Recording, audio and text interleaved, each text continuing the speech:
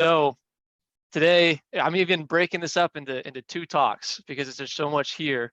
But today we're talking about financial super moves, part 1. So stay tuned for part 2. Watch out for that. Oh yeah. And of course, as always, second part of the call, we're going to be breaking up into breakout rooms, smaller groups to really get stuff done that we're talking about and put it to work. And then, of course, you're always welcome in these talks to ask us questions. So financial super moves is what we're talking about today. The 3 things. Prepare yourself for a lot of 3s. I'm going to be a preacher today, like a preacher's sermon. So prepare yourself. I'm giving you 3s and 3s and 3s. So collections, draw schedules, and change orders. Oh my. Let's get after it. So, whoops, don't want to show that yet. So for everybody here, unmute. I really do want to hear from you guys. And we hear this all the time as coaches, so don't feel like you're going to be complaining. But what kills your cash flow? Why does money always feel tight? What are the reasons? Throw them out. Unreal expectations. Yep. 1 point for Dominic. Come on, I know you guys care about this. This is what I hear all the time. Tell me what hurts. A big one for us is just customers decide not to pay at the end of a job. Collections. Absolutely. Unplanned expenses. Okay. Mhm. Yeah, get in the middle of a job and then suddenly it's costing you more than you thought. Or one of your guys messes up and now we're having to redo work. Job takes longer than it's supposed to. Maybe we're not estimating 100% correctly, or maybe there was a delay we didn't anticipate. Keep buying more materials and equipment. Yep. Investing money back into the business or unexpected, maintenance, stuff like that. Not managing change orders. It's a big one. We're going to hit on that. Yeah, another one, keeping some returns for too long that you can't return them anymore. Oh yeah. Oh, Okay. underrated right there. Yeah. All right. Well, you touched on all the things and some more, but like I said, we're coming in 3s today. So here's my 3 that we're going to get to talk about. Obviously, not getting paid, right? Collections, if people decide that they're not going to pay at the end, how do we manage that? What does that look like? Then not getting paid on time. If you want to really get me going, you want to get me excited and passionate and animated, talk to me about net 30s and net 60s. I hate net 30, net 60 arrangements. How do you feel about net 90s? Don't get him started. It literally, it benefits nobody. It started once because someone had a need where they said, hey, I need a little bit more time, and someone gave them that time, but it's delaying the inevitable. Money has to change hands at some point. I hate net arrangements.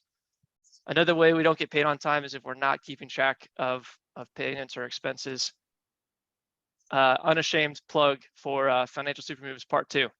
So stay tuned for that. But that's something that we're not going to cover today in detail, but it's something that's important about not getting paid on time, is making sure that you're keeping up with expenses as the job is going on, like you guys talked about. The third thing, kind of broadly lumping this together, but job site issues. When we change the scope of work, when we have callbacks, things on those lines. A big thing that I talk about with a lot of people is we're just spending free time on jobs or even on every estimate. If we're giving out a bunch of free work, that does not benefit you as a business owner.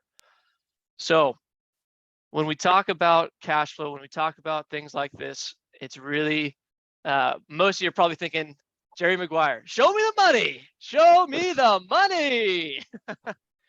If you're thinking that way, that's a part of it, but there's more to it. We want to really get excited about this because this is what is the lifeblood of your business. This is what keeps you going. So how can this be fixed? Ultimately, guys, the umbrella that all of this fits under, everything we're talking about today, all fits under the umbrella of proper prior communication. There's a phrase that I heard a lot from my dad growing up. He said, poor prior preparation leads to piss poor performance. And I like it because it's memorable, all those P's, but I think the same thing is here. If we don't do the groundwork in advance, it makes it much harder to do everything down the road. Just like with the one sheet, which we talked about a couple of weeks ago, you know, setting expectations, letting people know what they can expect up front makes enforcing this later so much more effective, so much easier. It just is going to take so much off of your plate, all the stress that you're having to keep up with. And I love this quote that I have on the slide here. I think I've used it in the last 3 times that I presented because it means, it puts it really clearly. Exceptional leaders are fearless in setting expectations in clear language. There's a lot of stuff out there you can hear from a lot of people, especially relationship advice, when they say that expectations are just premeditated disappointment or something like that. In this case, expectations are really only premeditated disappointment whenever they're not communicated. If they're unclear or ambiguous, that's when they're premeditated disappointment. In your business, you want to be an effective, exceptional leader. Set clear expectations. Don't be afraid to be expected or held to a high standard, because for the most part, you guys already are holding yourself to a high standard. You just aren't bringing that to the forefront, or maybe, you know, any number of issues. So as we talk about this, how can we fix this?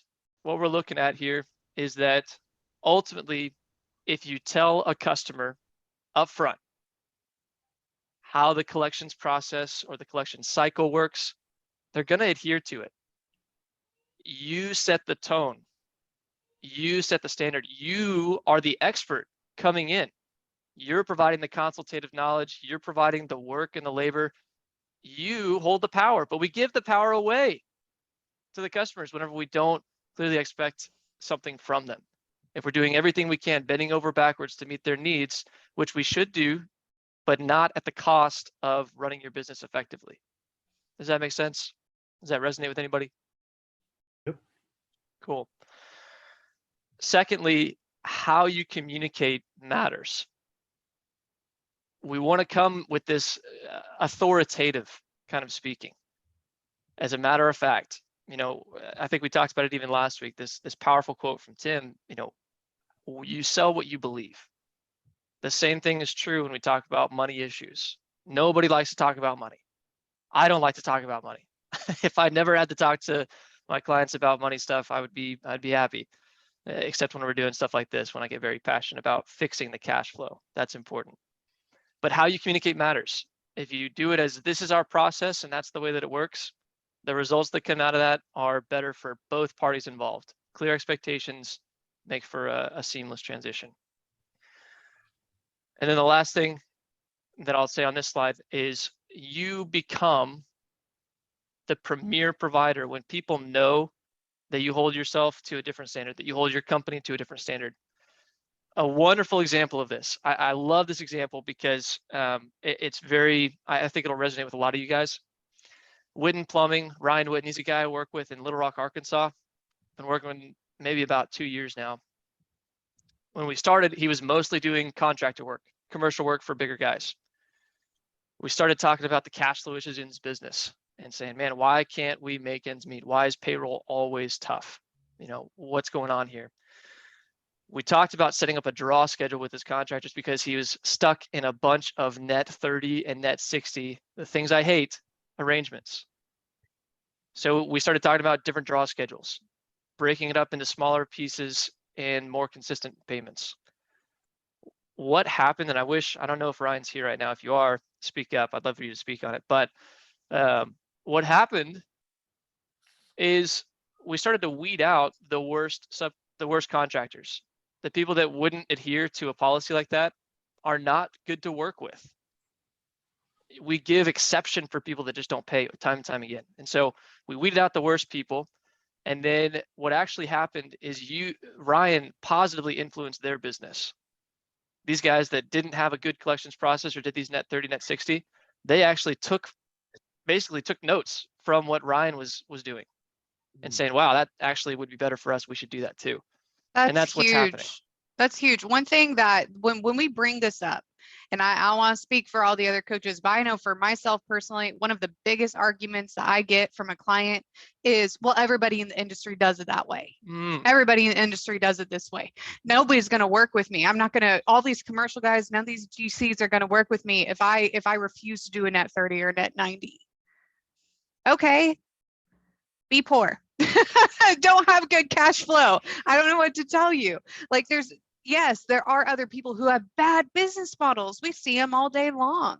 You know, we see people who have bad business models. You guys have friends, you guys probably have family members who have tried to run a business and have a bad business model, get stuck in this cash flow cycle. We've seen so many companies go bankrupt because of this poor. They had the mindset of, well, everybody does a net 30, everybody does a net 60. So I just have to do it. You don't. Be bold in your communication of saying, hey, I love working with you. I want to continue to do this work with you. Let's come up with a plan that works for both of us. Let's do a draw schedule. We can do a deposit up front and then do a draw schedule in between. Be bold in that communication. Be candid on why you are doing this. Because like Bryce said with Witten Plumbing, a lot of times they will understand where you're coming from. And they might even change the way that they choose to do things because they see that you are the outlier. You're doing things differently, and they're seeing the positive influence it's having on your business. And so just because everybody else is doing it, don't fall into that peer pressure.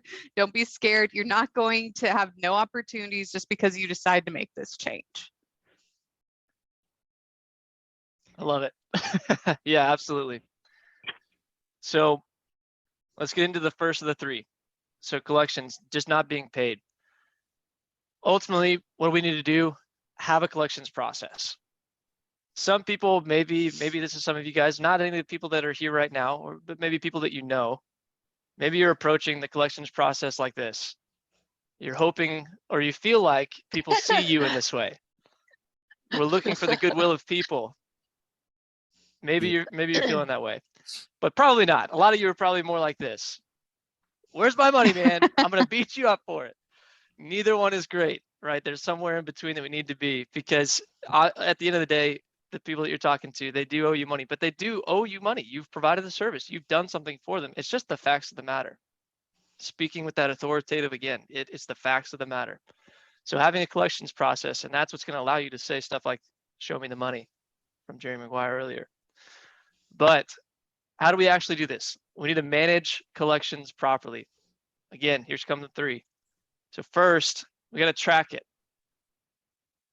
How many of you right now are just, you're the owner of your collections process? You have to keep track of who owes me how much money, when did I last follow up with them, stuff like that. It's just stuck in your head.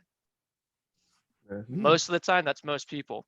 Now we've got some help, and we may talk about this more in the breakout rooms, but stuff like a simple collections tracking spreadsheet. Get your brain on paper. Quit trying to remember more than you need to. Just have a document. What's the account? Who am I getting in touch with? How much do they owe totally? How much have they given me so far? How much is left? When do I expect that next payment? And how much is it going to be? Where's the job at? And then any other extra notes. This is super valuable. I would say almost even invaluable to be able to do. So track it. We'll go more in depth on that maybe in the breakout rooms. So track it during and after the project. Know where your collections are at. Know where the money's out at.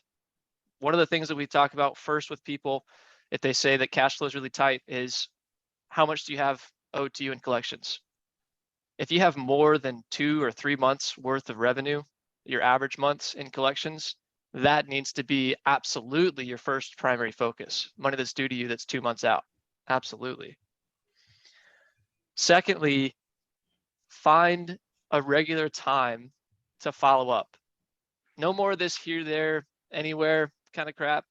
That doesn't do you any good.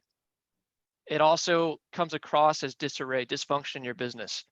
If you follow up in regular intervals on your collection, then it demonstrates that you got your stuff together. It's also going to help your mind a lot. I think Justin, actually, it was you that we were talking about last week, having that regular weekly financial review with you and Stephanie, right? Yes, Friday's the day, and we love that spreadsheet. I'm going to ask for you to send that to us because we're going to implement the use of that on Friday. Absolutely. Yeah. And I mean, you told me one of the things that happened with that too is that it made the stress a lot easier because instead of doing comments here and there, forgetting stuff, it was, hey, we're going to talk about this all on Friday. You're not talking about money every single day with your wife. And even if you don't have your wife in your business, that's a valuable thing to not have to be stressed or focused about money every day. So set a weekly time to follow up, get in a rhythm. And the third thing is with collections. When you are reaching out to these people that owe you money, especially if it's past due, most of the time they're going to say, hey, I can't do it right now. I can't do it right now. Push it off. Kicking the can down the road. Net 30, net 90, net 60. I hate them. Default in these situations. Default to getting a payment plan established. It doesn't have to be something crazy or complex, but just speaking the truth, the facts of the matter. It's very simply saying, hey, our business has been impacted by the inflation going on right now too, or the gas prices going up as well. We are willing to work out a payment plan with you, and we can get this knocked out piece by piece. What can you do today, or what can we do to set up a payment plan? If you get $100 a week for the next 4 weeks, that's better than getting $0 and continuing to follow up and hassle a person. You're getting $400 at the end of those 4 weeks. Obviously, it depends on the size of the project, what you would break it up into, but make a plan. And that's a really effective way to keep on track with your collections. Even if they can't pay the full amount up front, start chipping away at it. Start chipping away at it. I didn't mention this, but there's a quote by Tim that I like a lot. Measure what you treasure. This is about the tracking it. Track the things that need to be taken care of. Measure what you treasure. Okay, here's our second thing. I told you we were going through a lot. I know I'm going kind of fast. If you have stuff, just stop me. But I'm just really passionate, so I can tend to get fast when I get really passionate. Second thing, not getting paid on time. So we talked about not getting paid at all. Now we're talking about not getting paid on time. What do we need to do? Create and communicate a proper draw schedule. Well, what's a proper draw schedule? We'll talk about that. Most of the time, same thing. Another thing that I don't hate it as much as net 30s and net 90s, but I don't like it very much either, is splitting projects 50-50. 50 up front, 50 at the end. Again, because that's what everybody does. That's what everybody's done. That phrase does you no good. That thinking does you no good. Now, I will acknowledge if it's less than a week-long build, 50-50s are just fine. Or just doing one payment. If it's a short project, yeah, for sure, there's no reason to make a complex draw schedule. But if a project you're working on is going to overlap a pay period, at least, or go longer than a week, you should set up a draw schedule. And breaking it up into smaller and more consistent payments, that's better. That's better cash flow for both you and the person paying it. Thinking about it from a consumer perspective and also from the business perspective. Big rule on this. Do not spend money that you have not received. We all know the phrase, we're robbing Peter to pay Paul. Everybody knows that. But we don't think about the same concept in a different context. We don't want to spend money that we haven't received from a customer first. So that's a big rule. Here's some tips on this draw schedule stuff. Always include some profit and frame it as a contracting fee with the customer in every draw that you make. How many times have you run into a project that, or how many of you rather, have had a project that suddenly the customer decided, you know what, I don't want to continue this anymore. We're just going to stop. Anybody? Sorry. See some hands. Yeah. So if you've experienced that, which most of us have, the way you protect yourself from that is making sure that the money that you draw from a customer covers the work you're going to do, so that if a project suddenly ends, you're not at a loss. And in fact, you probably made a little bit of profit. Related to this is also that you should, the final draw should be your smallest portion of the project cost. Front load so that you get what needs to be taken care of first, so that at the end you're mostly drawing profit. And if you lose out, you're not going upside down or backwards. These even splits don't always serve you in that way. So final draw should be the smallest percentage. Now, I'm not going to spend too much time on this next slide here, because the details don't matter as much as the principle. And the principle is it's better for your cash flow for both parties to have more consistent and maybe smaller broken up payments and to front load the draw percentages. But this next slide, here's 2 examples of some draw schedules. On the left-hand side, we can get the cost of materials up front or the cost of the first initial materials up front. And then the day materials arrive and work begins, make another draw, 35% of the remaining balance. End of week 1, 25, week 2, 25, final payment 15. You know, that breaks up the total portion of the project, and your cash flow is going to be really happy as a result. You know, on the right-hand side, you can break it up in many different ways, but the principles are still there. You can see them in both of these. Breaking it up into smaller payments, front loading more towards the beginning or the middle of the project, and then having your last draw be the smallest percentage, the smallest portion. I got a couple questions. Yeah, go ahead. What do you do in a situation where I find myself as of now is just timing? My timing is always slightly off. You know what I mean? Even when I shoot way high, I'm off. And it's almost like I'm cursing myself when I shoot high to go that long. Like I'm doing a flooring job right now that should have took 2, maybe 3 weeks at the most, and it's pushing almost a month and a week or so. So Okay. I didn't have this. I like this, but you know, basically, I got the material. They had materials up front, and then I did the, hey, I'm gonna get to this point, then I'm required a half payment. Then when I get to this point, the remainder. My question is, how do you plan this when you're in a situation like me where you can't seem to get your timing right? Yeah, that's a great question. What I would say is, well, what I would first ask rather is what's causing the project to be delayed? You know, what's causing it to keep going down the road? And that's more involved maybe than we have time for here, but that'd be a great question in the breakout room to go into more detail. But what I will say for right now is with what we're about to talk about and maybe the change orders that could influence that. Oh my. I will chime in for 1 second. I know that Yeah. sometimes a quick concern or objection I hear from a client, or maybe just in the back of their mind, I'll almost address this before they say it. And I'll say, well, what if they don't want to give me the deposit? What if that's maybe quote unquote, you know, too much money? Or if it just gets in a spot where they feel like, well, that's a big commitment. You know, it's, well, why do you want the money now? You haven't started yet. Well, here's the better question is, if you're reputable, if you can clearly show online that you're not a 3-star rated company, that you have reviews and that, you know, you have, you know, a reputation, from that point, you know, if they're not willing to pay that, you should ask yourself, is this client a good fit for me? Do they have the money?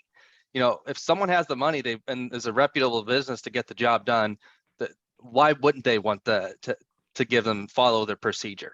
You know, and that's where it's also a good tool just to keep in mind. Well, I'm going to lose the job if I'm requiring a down payment. Well, maybe you shouldn't be working with them, and that's an important note. It's also a vetting tool if they're not going to go by your process.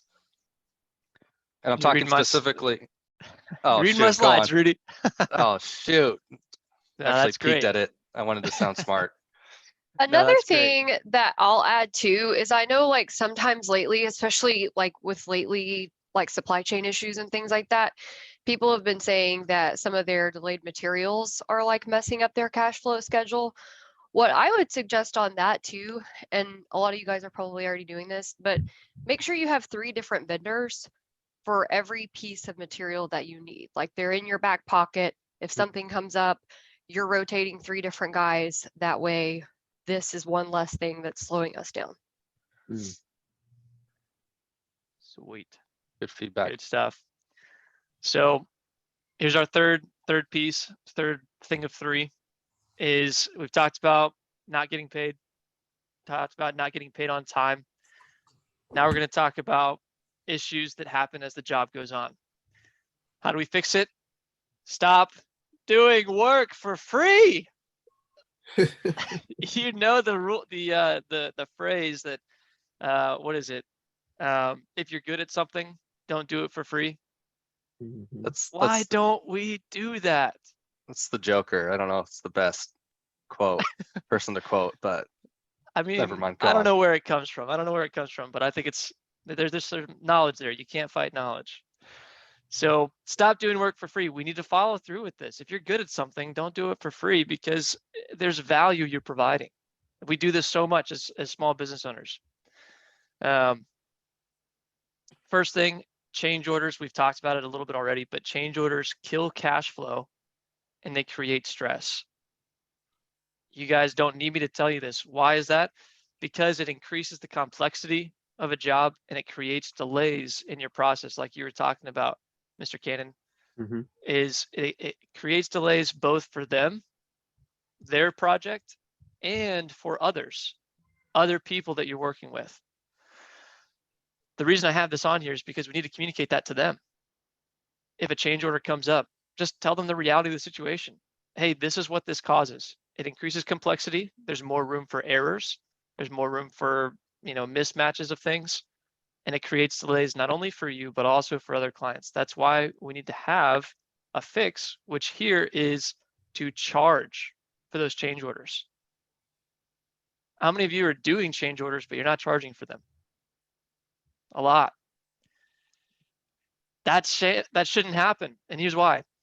If you charge a non-refundable $250 fee, depending on the size of the project, you can move this around, but a non-refundable $250 fee, what this does is it not only pays for the time that you're going to have to spend to rework that estimate, to price materials, to coordinate your guys, but it also limits frivolous changes.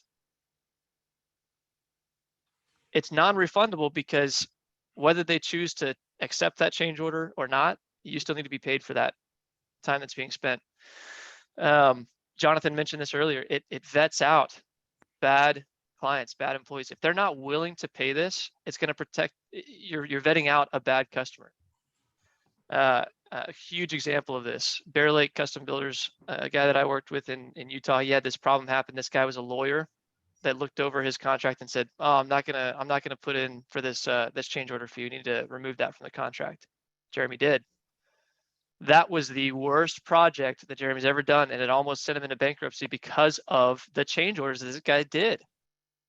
He did so many change orders, and it's because we compromised on our values and said, "Yeah, sure, we'll take away this change order fee," and he ended up being a serial client. What's the term we use? I can't think of it right now.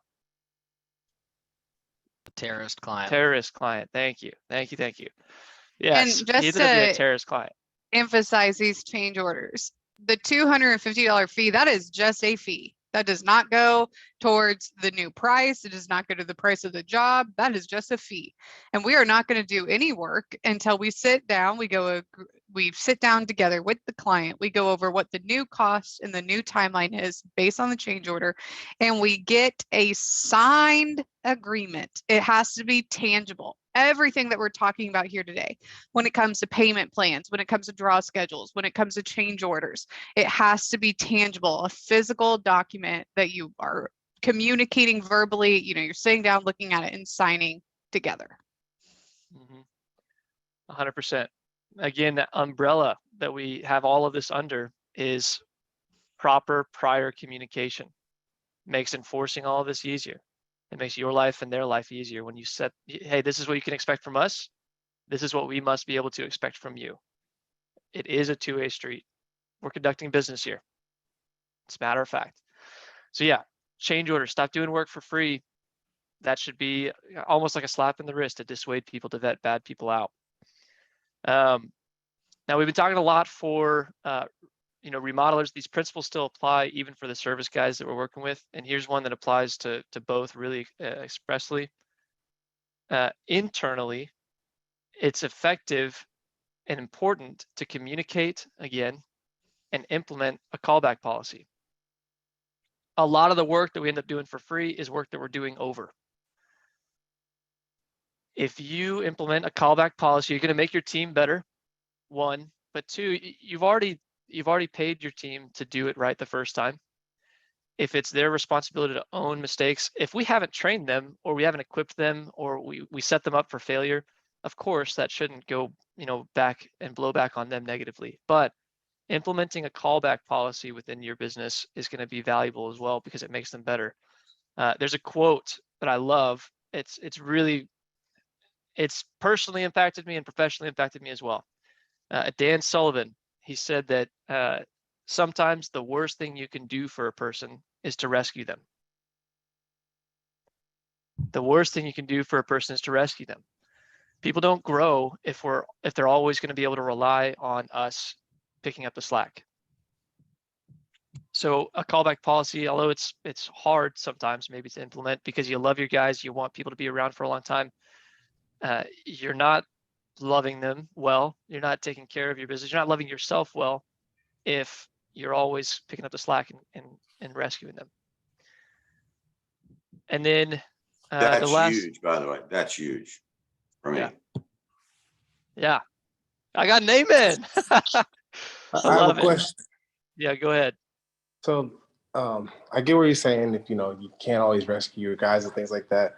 But at the end of the day, we're the one who takes most of the risk. If the project doesn't get done the way we need it to, how would you tackle that? Like, if they mess up on a project so bad to where now, even if you got rid of that person, you still have to figure out a way to pick up the slack regardless. Yeah, you're absolutely right. And that's a part of it. What we're talking about with this stuff as well is, when we communicate these things in advance, if it's a surprise to that person, it isn't going to help you any. But if we're doing it from this point forward, kind of thinking here is we implement this callback policy, your guys are going to know, hey, if I mess up, it's kind of on me to an extent. Now there's going to be grace and we're going to take care of the situation overall as a business owner, serve the customer well. But if this is communicated in advance, it's going to help. But you're right. Yeah. At the end of the day, you will cover it. Go ahead, Nicole. Yeah, there will be times, where maybe we have a new guy and it was really more on us than him. Like we didn't properly equip him or we didn't properly train him. We can't penalize him up for that because that's really on us. What this does is if we are clearly communicating this to our employees as a whole to everybody, it's going to cause them to be more cautious. It's going to cause them to be more aware. And then employees that are generally just sloppy or just poor on quality, it's going to weed them out. And so that's the whole purpose of it. There are going to be certain times where you as a business owner may have to fire somebody and go out and do it yourself, and you're going to have to absorb that. Yes, it's par for the course, being a business owner. But this is what's going to help limit that as a majority. Yep. Yep. And then my third thing on here is also service companies, but charge a small service charge fee. It's not an estimate fee, but what this does is it limits you again from doing work for free. There's a story that I could go into about a plumber being called out for an emergency. And I think you guys have heard it before, but the purpose of doing this is to vet out, again, bad customers. There's a principle, it's the 80-20 rule or the Pareto principle, that 80% of your problems will come from 20% of your customers. Things like this are in place, this stop doing work for free stuff, things like this are in place to get rid of the 20%, which gets rid of 80% of the problems. You cannot see a lost customer due to paying a fee like a change order fee or a service call fee. If they say, I don't want that, I don't want to take this project from you guys. You cannot see that as something that you would have won if you didn't have the fee. You have to see this as protecting yourself from all the issues that they're going to bring. What kind of customer will they be when they get an estimate if they're unwilling to pay these fees that are for your benefit and for their benefit? They're not, in context of the total project, they're not large, but they are important. And so for service call customers or service call clients, charging a small service call fee, it not only pays for your gas and the actual process of going to the job and the time that you're going to pay your guy to be there, it really is in a way to vet out small bad customers, especially if you roll it into the final price. So these are my 3 things, and I'm going to bring the exact same slide back up that we started with, because this is what this umbrella all comes underneath. How can this be fixed? How can these cash flow issues be fixed? Exceptional leaders are fearless in setting expectations in clear language. I know Taylor with Butterfield Construction is here. One of the things that you guys do is this working agreement. Wonderful, because in that document, you guys communicate both what the customer can expect from you and what you expect from them. And you do it up front with the estimate or with the quote that you're giving. You guys are doing an incredible job with that. And I'm sure it's made your life easier. Has it made things easier to follow through with, Taylor? Oh yeah, it's been night and day different on all the jobs we have a working agreement with. It's solving a lot, like, yeah, all of our cash flow issues, especially with those projects, because we're front loading a lot of the costs, but because they know when their payments are due and what steps in their project are supposed to be completed before they make the payment, they can see like, oh, this is done, here's my payment. Oh, this is done, here's my next payment. So they've been going really well, and yeah, has solved a lot of headaches for us. Yeah. Love hearing it. Shout out to my client, Taylor. He's doing a good job. That's And I'd like to add a point with that. You look so much more professional and like you have your crap together if you're doing stuff like that at the very beginning with clients, where they begin to see time and time again, oh, it was such a great decision to work with these guys, because they're covering their bases instead of just, okay, great, cool. We'll take this as the down payment and then we'll let you know when things come up.